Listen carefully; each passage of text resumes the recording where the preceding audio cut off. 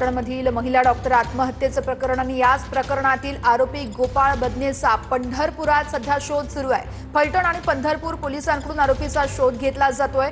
शेवटचं लोकेशन गोपाळ बदने याचं पंढरपुरात दाखवत होतं आणि त्याच अनुषंगाने आता पोलिसांनी आपली सूत्र वेगाने फिरवलेली आहेत। पंढरपुरात शोध घेतला जातोय। या संदर्भात आमच्या प्रतिनिधींनी अधिक माहिती घेतली आहे, बघूया। फलटण येथील डॉक्टर आत्महत्या प्रकरणातील आरोपी PSI गोपाळ बदने हा पंढरपूरमध्ये असल्याची पोलिसांना माहिती खरं प्राप्त झाली होती।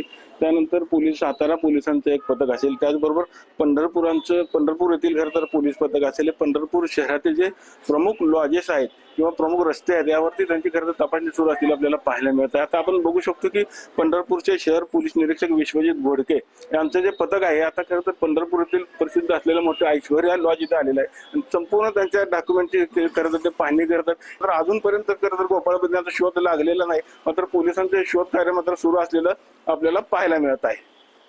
पंढरपुरातून रवी लवेकर, TV9 मराठी।